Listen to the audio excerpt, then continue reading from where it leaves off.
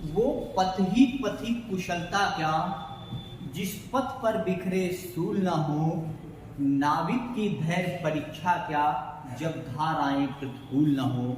जयशंकर प्रसाद की इन्हीं पंक्तियों के साथ मिशन इंस्टीट्यूट रायबरेली के ऑनलाइन प्लेटफॉर्म में आपका पुनः स्वागत है।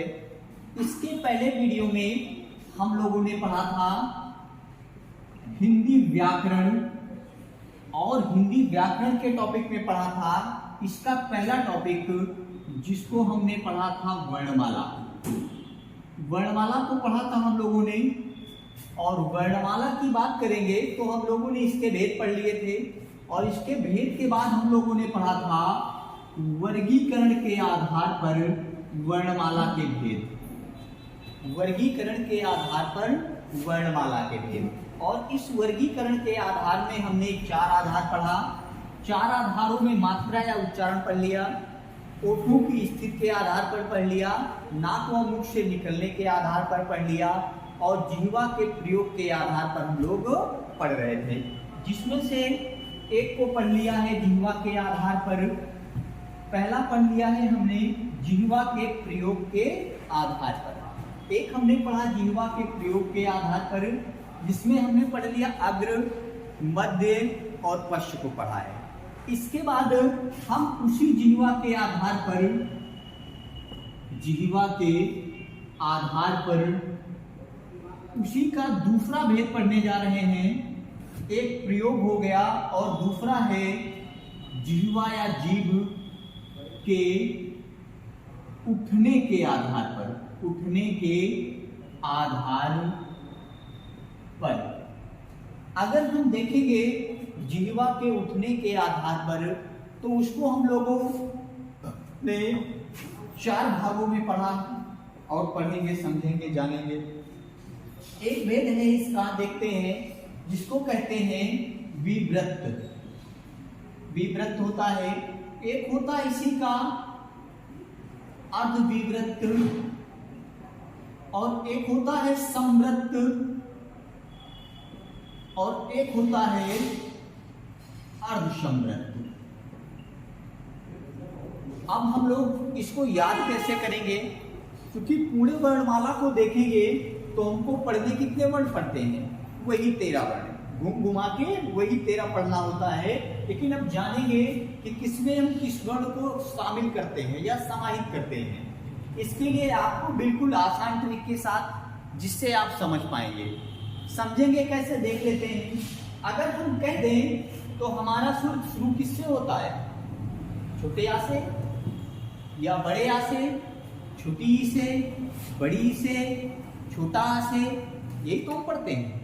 अगर हम ये पढ़ते रहते हैं तो देखते हैं, हम शुरू करते हैं तो विवृत्त। विवृत्त का मतलब होता है कि जिसके अर्थात जिन स्वरों के उच्चारण में आपके मुंह का पूरा आकार खुल जाता है, अर्थात आपका पूरा मुंह खुला रहता है, उसको हम क्या कहते हैं, विवृत्त बोलते हैं। और अर्ध का मतलब होता है कि जितना ये खुलेगा विवृत्त में, उससे आधा खुलेगा, तो उसको क्या कहेंगे, अर्धविवृत्त कहेंगे।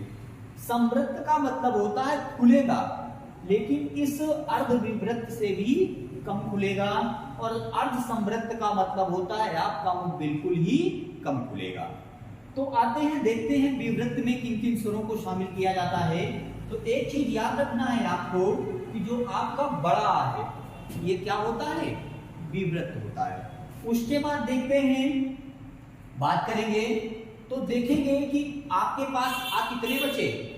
एक बचता है जिसको कहते हैं छोटा, एक है आपका छोटा आ के बाद पढ़ते हैं, एक आप पढ़ते हैं औ, पढ़ लेते हैं यहीं पर, औ पढ़ लेते हैं। इसके बाद फिर देख लेते हैं, एक यहीं पर और देखेंगे तो एक चीज हमको और मिलता है, और वो है कि अगर हम बात करेंगे कि क्या मिलेगा, क्या होगा, तो एक हम लोग पढ़ते हैं आगत। आगत का मतलब क्या होता है कि जहां पर जो अरबी या फारसी का होगा, इसका होगा अरबी या फारसी का होगा, उसे क्या कहेंगे, आगत बोला जाता है। और आगत के बाद देखते हैं, एक बचता है आपका अय। क्या बचता है, अय। अर्थात अगर हमने बड़े आ को यहाँ शामिल कर लिया तो जितने आ बचे उसको कहाँ ले आएंगे, अर्धविवृत्त में। अब एक आ आपको बच गया, एक आपका भी बच गया जिसको कहते हैं छोटा ओ, और हमने बड़े ओ का उल्लेख यहाँ कर दिया है। अब देखेंगे होता है समृद्ध। हमने कहा कि जिनके उच्चारण में मुख का जो आकार है वो अर्धविवृत्त से भी कम खुलेगा, उसे हम क्या कहेंगे? उसे हम क्या कहते हैं? विवृत्त की संज्ञा दी जाती है।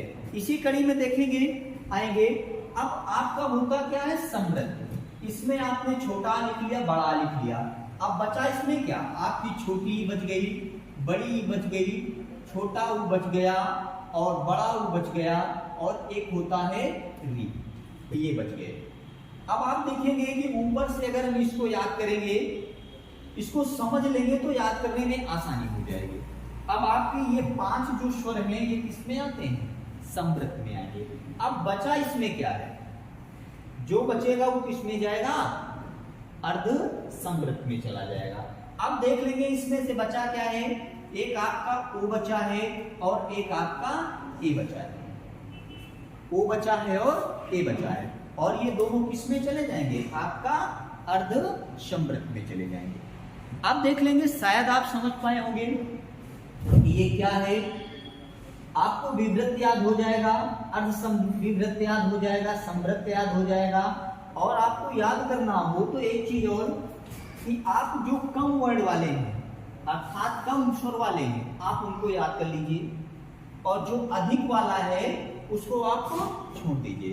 तब आप पढ़ेंगे ना तो अपने आप याद हो जाएगा, क्योंकि आधा जब बड़े वाले आपको नहीं याद हो रहे हैं, छोटा याद कर लीजिए, और छोटा याद कर लेंगे तब भी क्या हो जाएगा? आपको याद हो जाएगा। इसमें कोई भी प्रॉब्लम, कोई भी समस्या नहीं हो सकती है। चलेंगे, शायद ये समझ पाए होंगे। इनके उच्चारण में जैसे कहेंगे बड़ा बोलेंगे आ के बाद कहेंगे आ, देखो उससे कम हुआ।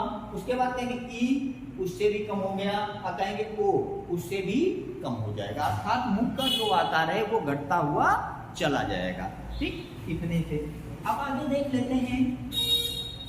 इसके बाद हम लोग पढ़ते हैं, अब यहां से आपके स्वरों के वर्गीकरण का जो आधार है वो खत्म हो गया।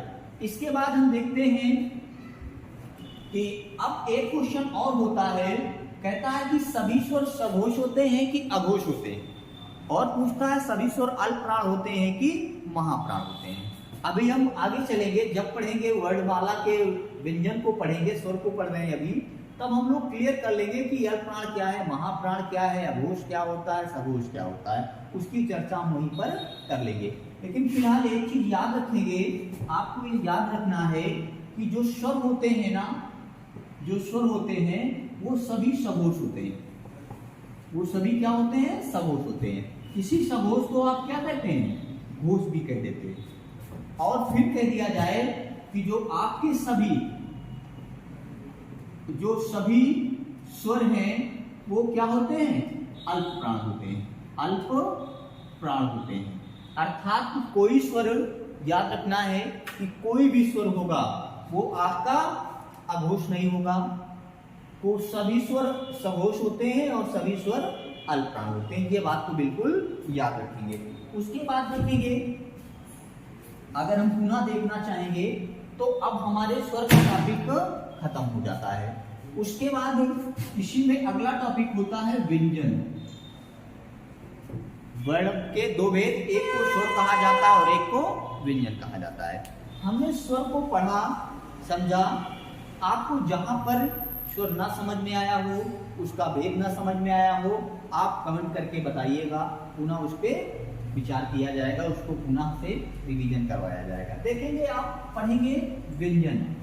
आपको पहली चीज तो यह है कि कमेंट करके बताना है कि व्यंजन शब्द में संधि कौन सी होगी। व्यंजन शब्द में संधि कौन सी होगी। उसके बाद देखते हैं, जैसे वहां पूछा गया था कि स्वर के भेद कितने होते हैं, स्वर कितने होते हैं, वैसा यहां भी चलता है। उसके पहले इसकी परिभाषा देख लेते हैं। हमने स्वर की परिभाषा में पढ़ा कि जो स्वतंत्र रूप से बोले जाते हैं, जो स्वतंत्र रूप से बोले जाते हैं, जिनको किसी दूसरे की आवश्यकता नहीं होती है, वो क्या कहलाते हैं? स्वर कहलाते हैं। अब व्यंजन देखेंगे, जिन व्यंजनों को स्वरों की आवश्यकता, अर्थात जिन वर्णों को स्वरों की आवश्यकता होती है, वो क्या कहलाते हैं, व्यंजन कहलाते हैं। या फिर कह सकते हैं कि जो वर्ण स्वरों के मेल से बनते हैं उन्हें क्या कहते हैं, व्यंजन कहते हैं। कहने का मतलब है कि अगर मैं का लिख दूं, ये क्या है, व्यंजन है। लेकिन एक परिभाषा भी हमने कही कि जो स्वरों की सहायता से बोले जाते हैं, इसका मतलब ये हुआ कि इसमें हमेशा क्या लगा होता है, छोटा लगा होता है। कहने का मतलब जिसमें कोई भी मात्रा नहीं लगी है जिस व्यंजन में, उसे हमेशा याद रखना है हमें कि उसमें क्या लगा होता है, छोटा हमेशा लगा होता है। अगर छोटा नहीं लगेगा तो वो पूरा नहीं होगा, वो क्या होगा, आधा होगा। क्योंकि परिभाषा होती है कि जो स्वरों की सहायता से बोले जाते हैं। अब देखेंगे यही से क्वेश्चन आता है कि आपके यहाँ कि मूल स्वर कितने होते हैं, बात करता है मूल स्वर। तो याद रखना है मूल स्वरों की संख्या 33।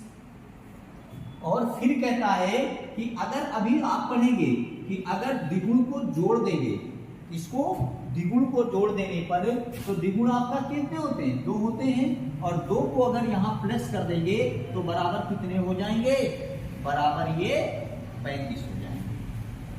ये भी क्वेश्चन आया आपके यहाँ कि मूल स्वर कितने होते हैं और द्विगुण को जोड़ देने पर इनकी संख्या कितनी होगी। तो ये चीज भी आपको याद रखनी है। उसके बाद देख लेते हैं, हम आगे चलते हैं। इसके बाद ये बात हो गई। अब देखेंगे जैसे हम लोगों ने वहां पढ़ा कि स्वर के भेद कितने होते हैं, वैसे देखेंगे व्यंजन के भी भेद होते हैं। अब व्यंजन के भेदों को मूलतः 2 भागों में बांटा गया है। मूलतः 2 भागों में, एक को कहा जाता है आभ्यंतर प्रयत्न के आधार पर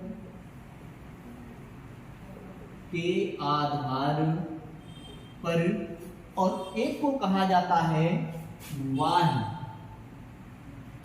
बाह्य प्रयत्न के आधार पर। अब देख लेंगे आभ्यंतर प्रयत्न के आधार पर अगर ऐसे भी पूछ ले कि व्यंजन के भेद कितने होते हैं तो हमको लगाना कितने भेद है, 5 भेद। और अगर आभ्यंतर प्रयत्न पूछ ले तब कितने टिक होंगे, तब भी 5 टिक करेंगे। अब आभ्यंतर प्रयत्न को हम देख लेते हैं कि ये कौन से इसके भेद होते हैं। आभ्यंतर प्रयत्न को देखेंगे, समझेंगे, जानेंगे। तो आभ्यंतर प्रयत्न के आधार पर इसके कितने भेद, 5 भेद। 5 को देख लेते हैं एक बार। इसका देखेंगे, पहला एक पढ़ते हैं आप जिसको कहते हैं स्पर्शी व्यंजन या स्पर्श व्यंजन। स्पर्श व्यंजन एक ये भेद होता है। उसके बाद फिर पढ़ते हैं, एक आपने पढ़ा होगा अंतस्थ व्यंजन, अंतस्थ व्यंजन। उसके बाद पढ़ते हैं ऊष्म या इसी को क्या कहते हैं, संघर्षी व्यंजन, ऊष्म या संघर्षी व्यंजन। उसके बाद हम देख लेते हैं एक होता है संयुक्त व्यंजन। क्या होता है, संयुक्त व्यंजन। और एक पढ़ते हैं जिसको कहते हैं हम आप द्विगुण। क्या कहते हैं, द्विगुण व्यंजन। देखेंगे यहां से 2 चीजें जो बार बार क्वेश्चन आया है कि स्पर्श व्यंजन को और किस नाम से जानते हैं, स्पर्श व्यंजन को और किस नाम से जाना जाता है। और एक क्वेश्चन होता है कि द्विगुण व्यंजन को और किस नाम से जानते हैं। तो याद रखना है कि द्विगुण व्यंजन को उत्क्षिप्त बोला जाता है। क्या कहा जाता है, उत्क्षिप्त व्यंजन। क्या कहा जाता है, उत्क्षिप्त व्यंजन भी इसे कहा जाता है, किसको, द्विगुण को। और अगर मैं बात करूं कि स्पर्श व्यंजन को क्या कहते हैं या स्पर्शी व्यंजन को क्या कहते हैं, तो देखते हैं इसी का दूसरा नाम है वर्गीय व्यंजन। वर्गीय व्यंजन। अब आप एक मिनट ये समझ लीजिएगा कि इसको वर्गीय क्यों कहा जाता है। वर्गीय का मतलब ये है कि अभी आपको पढ़ाएंगे तो सभी का एक वर्ग होता है, जो आपके वर्ण होते हैं, जो व्यंजन होते हैं, उसका एक वर्ग होता है। वर्ग की बात में जैसे आप का पढ़ते हैं, का से शुरू करेंगे तो का हो गया, खा हो गया, गा हो गया, घा हो गया और अंगा हो गया। ये 5 क्या हुए, एक वर्ग हो गया। एक वर्ग में 5 व्यंजन। इसका मतलब इसीलिए इसका क्या नाम पड़ गया, वर्गीय व्यंजन कहा जाता है। अब देख लेंगे इस वर्गीय व्यंजन की बात करते हैं या स्पर्श व्यंजन की बात करते हैं, तो हम पहले इसकी बात कर लेते हैं कि जिन व्यंजनों के उच्चारण में जिह्वा हमारे मुख के किसी भाग को स्पर्श करती है। देखिएगा, सुनते जाइएगा, लिखते जाइएगा। जिन व्यंजनों के उच्चारण में जिह्वा हमारे मुख के किसी भाग को स्पर्श करती है, छूती है या टच करती है, उसे क्या कहते हैं, स्पर्श व्यंजन कहते हैं। स्पर्श का मतलब क्या होता है, छूना, किसी चीज को टच करना, उसे क्या कहते हैं, स्पर्श व्यंजन। इस स्पर्श व्यंजन को भी कितने भागों में बांटा गया है, 5 भागों में। जैसे व्यंजन को अभ्यंतर प्रत्यय के आधार पर 5 भागों में, वैसे ही आपके स्पर्श व्यंजन को भी 5 भागों में। एक को कहा जाता है कंठ, कंठ कहा जाता है। एक को कहा जाता है तालु, इसी का एक नाम है तालव्य, एक नाम है तालव्य, और इसी को एक नाम दिया जाता है, दूसरा है मूर्धा। इसी को क्या कहा जाता है, इसी को एक नाम से और जानते हैं, मूर्धन्य कहा जाता है। और एक होता है दंत, और इसी को हम क्या कह देते हैं, दंती कह देते हैं। और एक होता है जिसका नाम होता है ओष्ठ या ओष्ठ्य। कितने हुए, 5, और ये 5 भाग इसके होते हैं। अब देख लेंगे इस कंठ को कोमल कंठ भी कहा जाता है।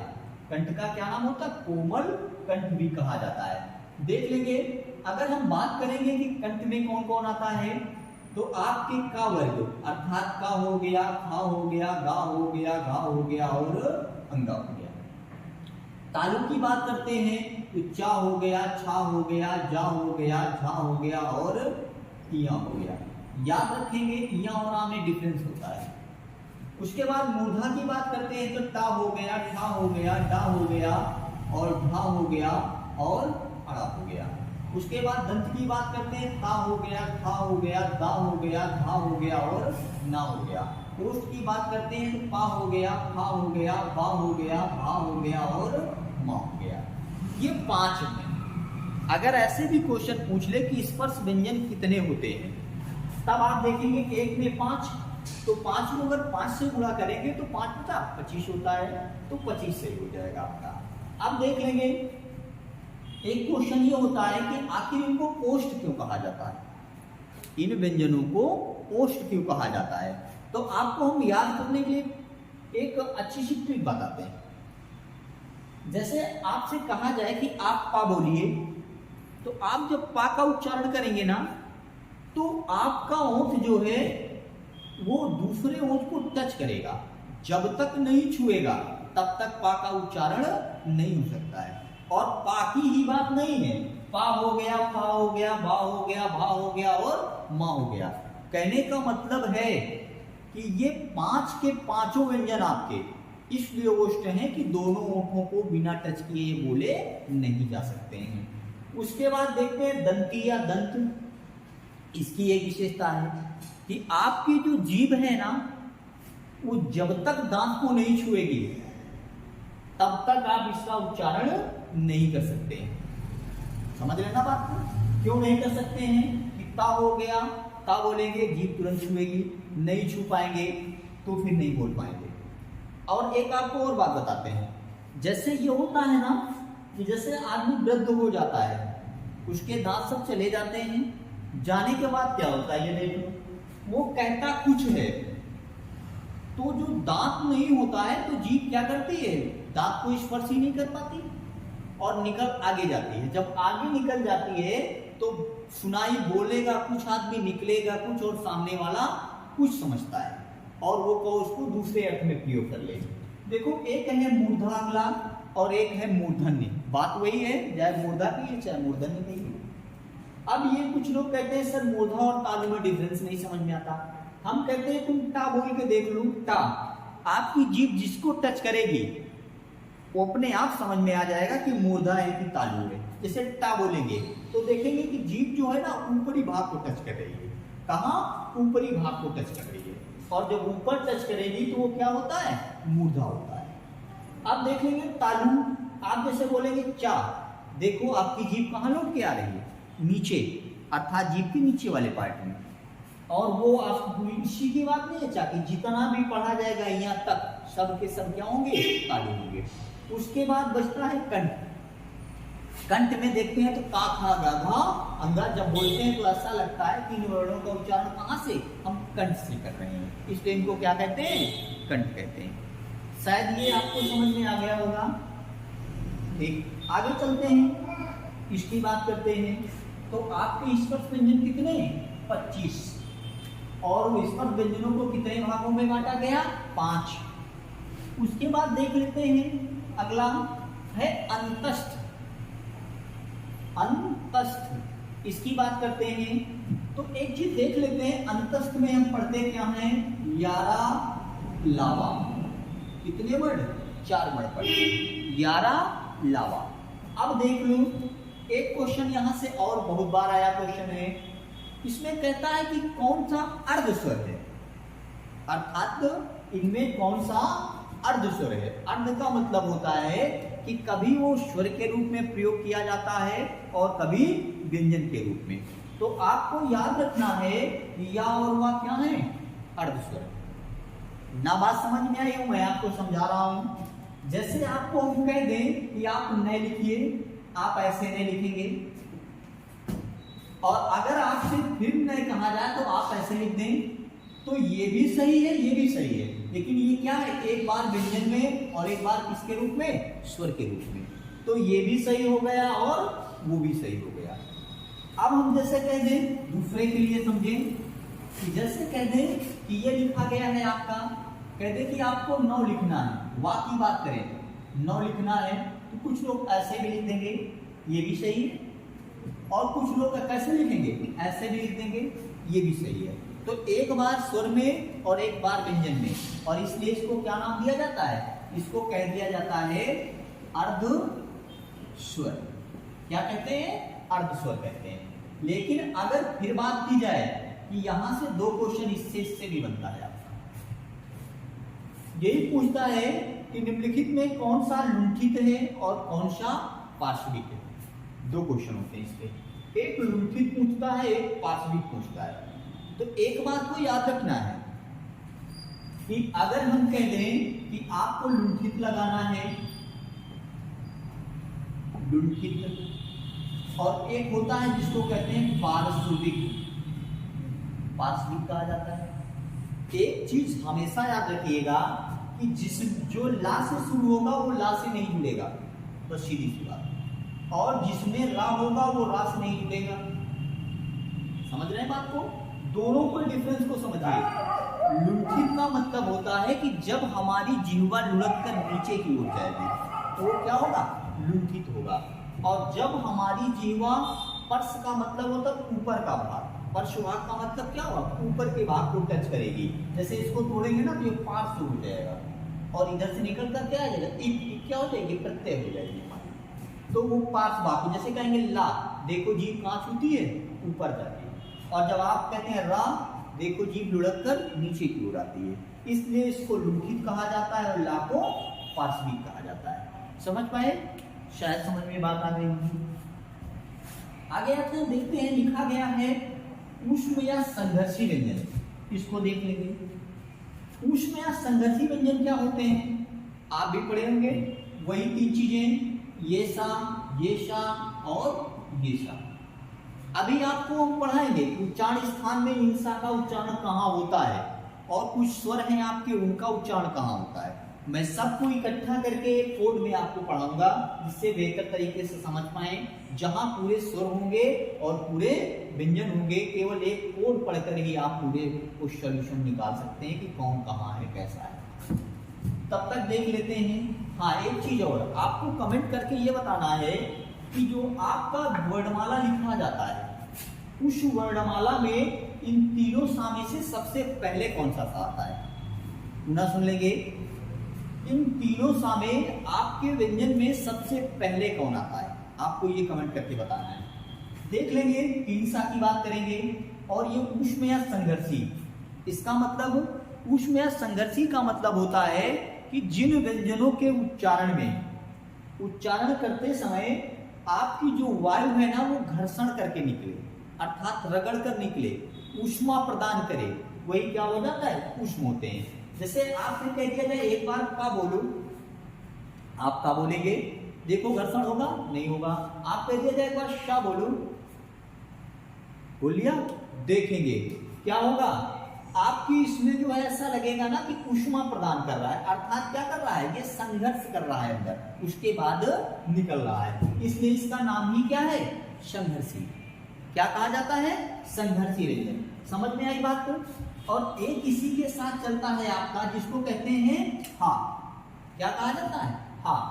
ये आपके चार के चारों वर्ण क्या होते हैं, ऊष्म या संघर्षी होते हैं। हमने कारण बताया क्यों उनको ऊष्म या संघर्षी कहा जाता है। उसके बाद आते हैं पुनः, जहां से आपको बहुत बार क्वेश्चन आया, इतनी बार आ गया कि शायद समझने वाला भी समझ गया होगा और पेपर में देने वाला भी समझ गया होगा कि क्या दिया जा रहा है। संयुक्त का मतलब होता है जो दो चीजों में आपस में मिलती हैं, मिलने के बाद संयुक्त होती है। उसी तरीके से आपका व्यंजन भी क्या होगा, दो व्यंजन आपस में संयुक्त होंगे।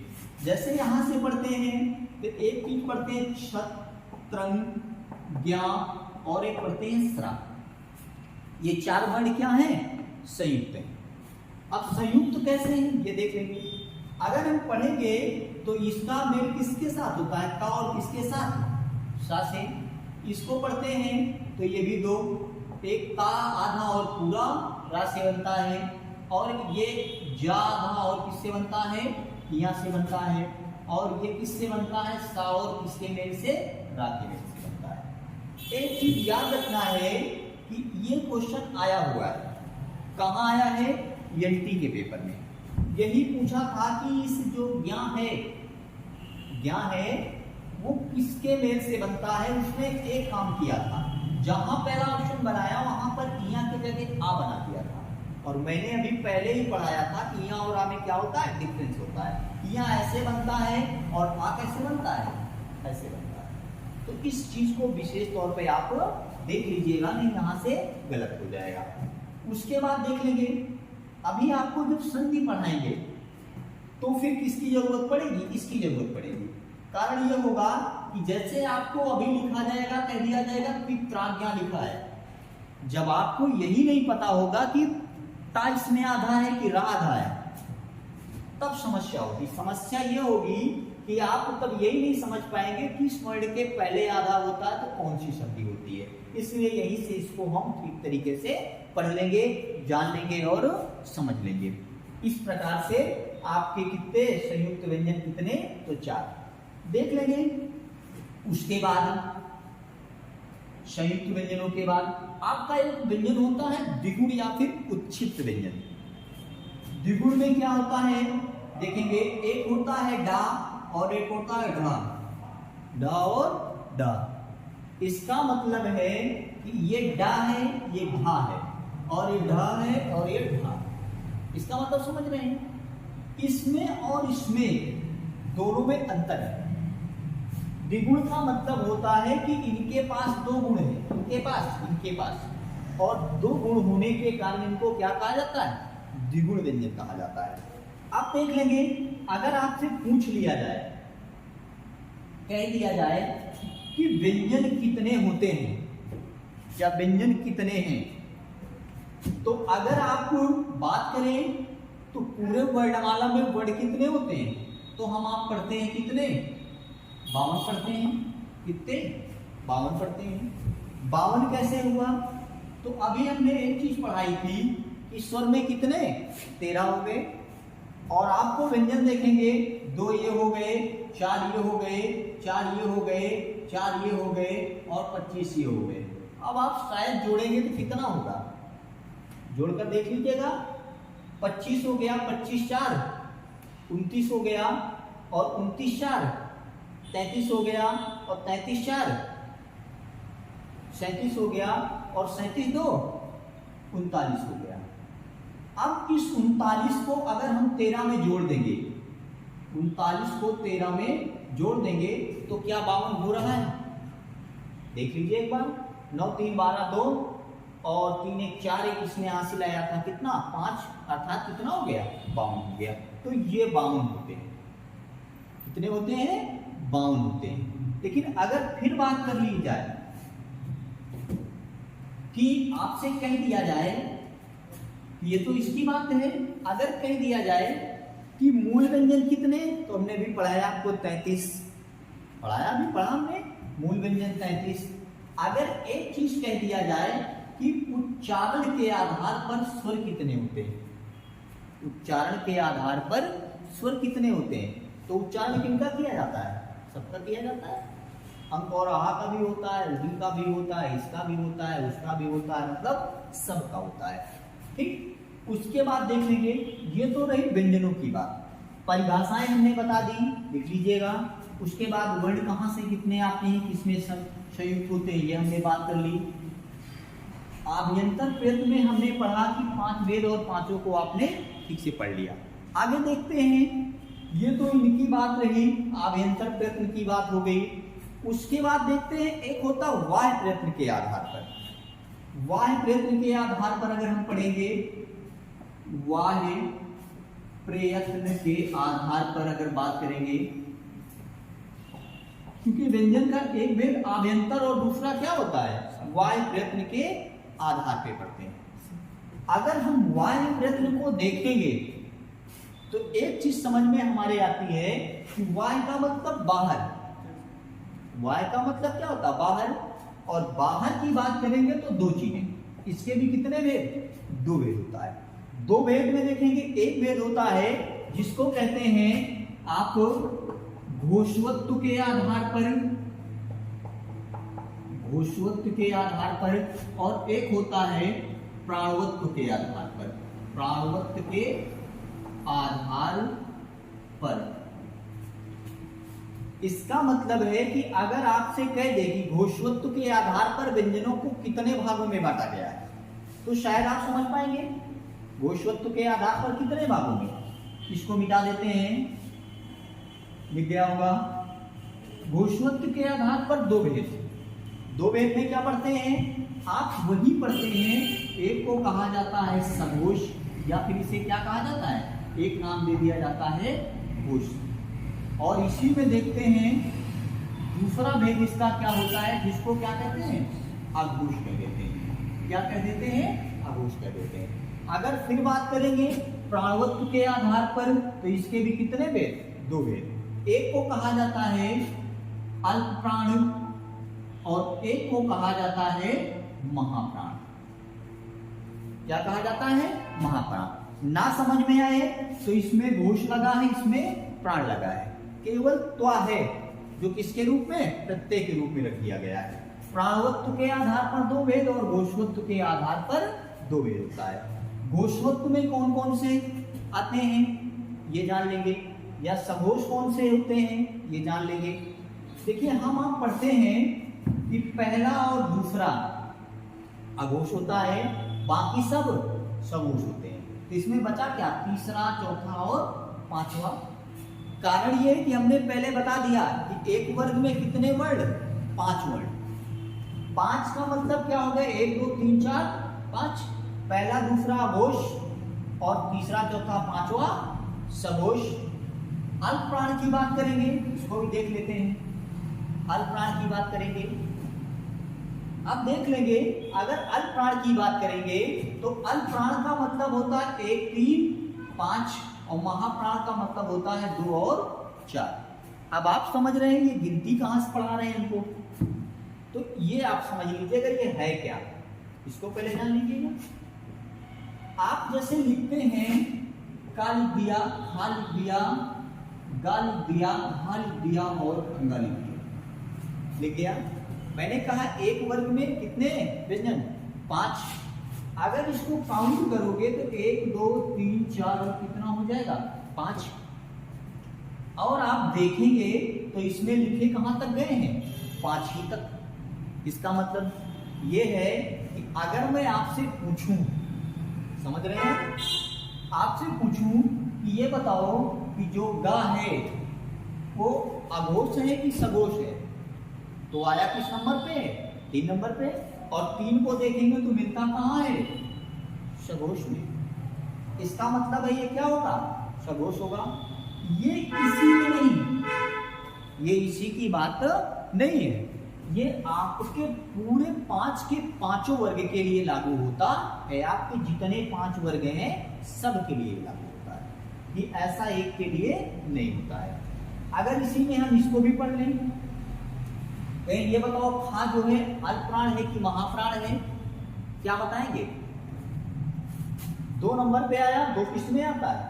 महाप्राण में। उठा के आप तुरंत लगा दीजिए, क्या हो जाएगा? महाप्राण हो जाएगा। हाँ, लेकिन एक चीज और, आपको हमने पीछे स्वर में पढ़ाया कि सभी स्वर क्या होते हैं? सघोष होते हैं। तो अगर कह दे कि बात कर ले, कह दे वो कि अगर ये बताओ कि सभी स्वर अघोष में आएंगे सघोष में, तो हमेशा याद रखना है सभी क्या होते हैं? सघोष होते हैं। अल्पप्राण में आएगा कि महाप्राण में? तो अल्पप्राण में। उसके बाद देख लेते हैं, ये आपका जो फंडा ये लगता है, ये लगता कहां तक है, लागू कहां तक होता है? आपके जो 25 व्यंजन है उन्हीं तक लागू होता है। इसके बाद ये फंडा लागू नहीं होता है। तब आप सोच रहे होंगे कि और सारे तो होते हैं, बहुत सारे होते हैं, उनके लिए क्या करेंगे? तो परेशान होने की कोई आवश्यकता नहीं है। अब इसके बाद बचा क्या है आपका? आपके पास बचा यारा, लावा और क्या बचा? हा बचा। इसको थोड़ा सा एक साइड में लिखते हैं जिससे आप समझ पाए। ठीक, देख लेते हैं। या, रा, ला, वा और हा लिखते हैं। और क्या बचा आपके पास? और कुछ बचा? हाँ, बच गया है। आपके क्या हो गए? तीनों सा बच गए हैं, यही बचा। अब आप एक बात देखिए, आप इस हा को कोड कर दीजिए। कोड में क्या लिखेंगे? हा सम है, इसका मतलब जान लीजिएगा। सा से यहां कुछ लिखा गया है, सा से क्या लिखा गया है? सघोष। और मां से क्या लिखा गया है? महाप्राण। महाप्राण। इसका मतलब है कि हा आपका सघोष है और क्या है? महाप्राण। अब देखो, अगर हम इसको यहां लिख दिए तो इसको यहां से हटा सकते हैं, हटा दिए। अब उसके बाद देखो, जब ये यहां से हट गया तो इसमें देखो कितने वर्ण हैं? 1 2 3 4, और इसमें कितने हैं? 1 2 3। इसका मतलब एक में ज्यादा है और एक में कम है। इन दोनों पे आओ, अघोष और सघोष में आओ। अब बताओ, अघोष में ज्यादा वर्ण आएंगे कि सघोष में? सीधा समझ में आ रहा होगा कि किस में आएंगे? सघोष में ज्यादा आएंगे। इसका मतलब है ज्यादा वाले को ज्यादा से मिला दो। और अल्पप्राण और महाप्राण में कौन ज्यादा? अल्पप्राण। इसको किससे मिलाएंगे? इससे मिला देंगे। जो बचा वो सोचने की आवश्यकता नहीं, वो होगा क्या? अघोष हो जाएगा और क्या हो जाएगा? महाप्राण हो जाएगा। शायद समझ में आ गया होगा। एक बार पुनः समझिए। अगर हम देखेंगे तो इसमें कितने वर्ण हैं? 4। और इसमें कितने हैं? 3। अगर मैं इसकी बात करूं तो अल्पप्राण में ज्यादा होगा कि महाप्राण में? तो आप देखेंगे अल्पप्राण में। इन दोनों में ज्यादा वर्ण किसमें है? ऊपर वाले में। और इन दोनों में ज्यादा किसमें है? सघोष में। आप तुरंत उठा के ज्यादा वाले को ज्यादा से मिला दीजिएगा और कम वाले को कम से मिला देंगे और आपका क्वेश्चन हो जाएगा तैयार। अब आपसे कोई पूछे, कह दे कि ये बताओ जो दंतीशा है वो अघोष है कि सघोष है, अल्पप्राण है कि महाप्राण है? आपके इस कोड से ये अपने आप क्लियर हो जाएगा कि कौन सा अघोष होगा और कौन सा सघोष होगा। शायद समझ पाए होंगे। आगे चले, चलो देखते हैं इसके आगे। लिख गया?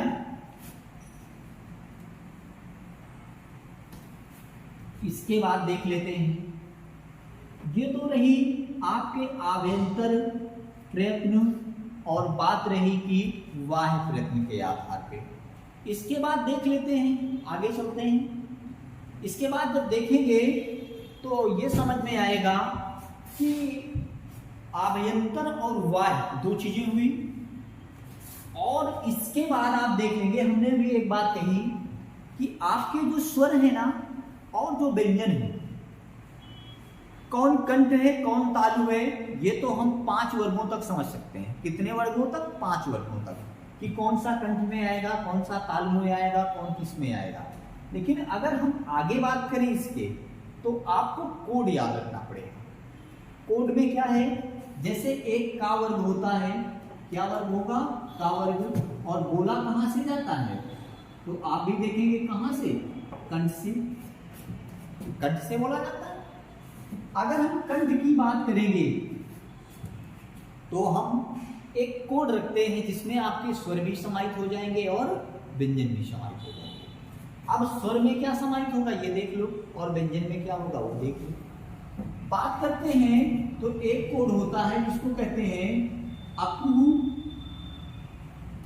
विसर्गा नाम, अपू विसर्गा नाम कंठा या कंठ, समझ रहे? अपू विसर्गा नाम कंठा। इसका मतलब है कि इसमें आपका छोटा आ जाएगा, बड़ा आ जाएगा। कू का मतलब होगा क्या आ जाएगा? का वर्ग आ जाएगा। हा का मतलब हा किस में आएगा? कंठ में आ जाएगा। विसर्ग किस में होगा? इसमें होगा। और ये जितने नाम दिए गए हैं, छोटा बड़ा का वर्ग में काखा रागा अंगा, हा हो गया, विसर्ग हो गया, ये कहां से बोले जाएंगे, उच्चारण किए जाएंगे? तो यहाँ पर लास्ट में लिखा गया है कंठा। कहां से बोला जाएगा? कंठ से बोला जाएगा। समझ में? लिख लीजिएगा, अपू विसर्गा नाम कंठा। समझ में आ गया होगा। देख लेते हैं, एक का वर्ग हो गया, एक होता है चा वर्ग, जिसको हम क्या बोलते हैं? इसको कहते हैं तालु या तालव्य। इसको देख लेंगे। एक होता है इचू यशा नाम तालु, इचू यशा नाम तालु। समझ रहे हैं बात को? इचू यशा नाम का मतलब शायद पहले कोड से दूसरे कोड को आप कुछ समझ पा रहे हैं। इसमें क्या होगा? छोटी आ जाएगी, बड़ी आ जाएगी। चू का मतलब होगा कि चा वर्ग, चा वर्ग का मतलब होगा चा छा जा झा इया, इतना आ जाएगा। उसके बाद क्या आएगा? या आ जाएगा, और ये सा आ जाएगा, जिसका उच्चारण कहां से होगा? यहां लिखा गया है। कहां से? तालु से। कहां से? तालु से किया जाएगा। अब एक चीज देखो, जो क्वेश्चन बार बार आया तुम्हारे यहां, यही क्वेश्चन आया है कि आपके पास तीनों सा दे देगा और पूछ लेगा कि निम्नलिखित में से किसका उच्चारण तालु से होता है, किसका मूर्धा से होता है, और किसका ठीक दंती से होता है। ऐसा भी पूछता है। ऐसे सारे क्वेश्चन पूछे जाते हैं। लेकिन इस कोड को देखेंगे तो अभी सारे शामिल मिल जाएंगे। जो आपका 5 वर्ग के अंतर्गत नहीं आता वो भी मिल जाएगा। ठीक, ऊपर वाला लिख गया होगा, हम देख लेते हैं, इसको मिटा देते हैं। इसके बाद देखते हैं, आपने कंठ तालु 2 पढ़ लिए, उसके बाद मूर्धा पढ़ते हैं।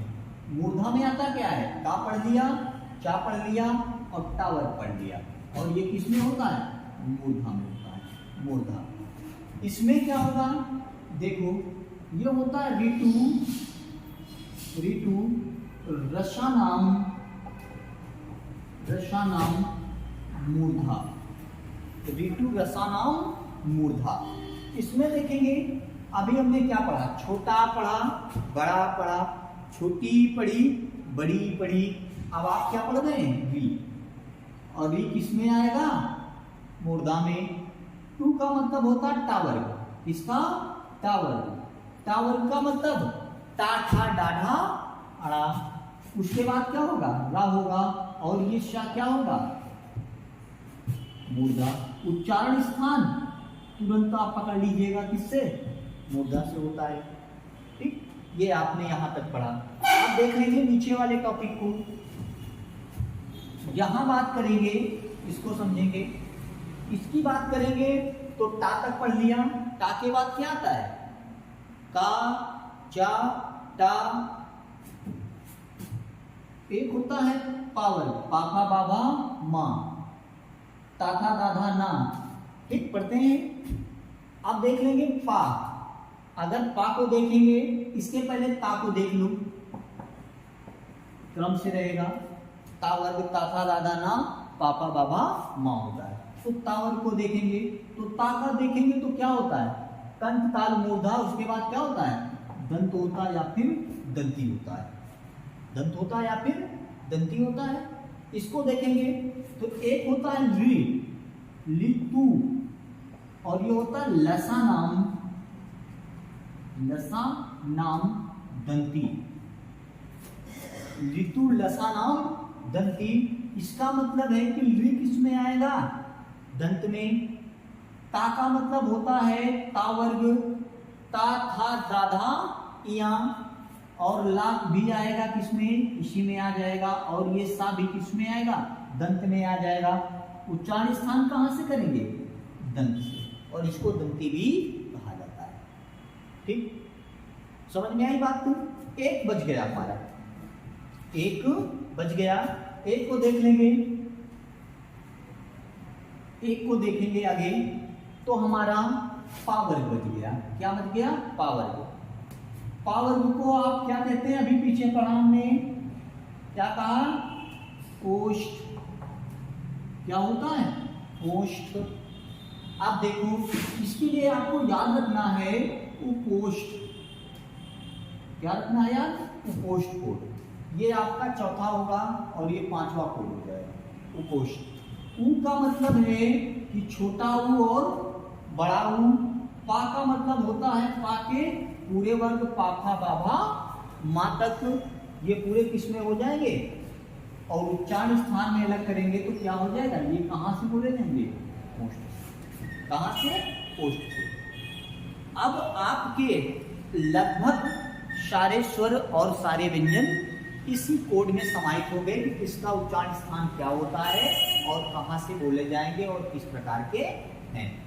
इसके बाद देखते हैं, अब आपको एक चीज कमेंट करके बतानी है, आपको एक चीज कमेंट करके बतानी है। कमेंट करके ये बतानी है कि आपने जो कोड लिखा है, जो स्वर और व्यंजन के उच्चारण के कोड लिखे गए हैं, इस कोड में आपके कौन कौन से स्वर छूट गए हैं और कौन कौन से व्यंजन छूट गए हैं, कौन कौन से स्वर छूट गए हैं और कौन कौन से व्यंजन छूट गए हैं, ये आप कमेंट करके बताइएगा। ठीक, इसके बाद हम लोग कल इसी जगह से फिर पढ़ना शुरू करेंगे।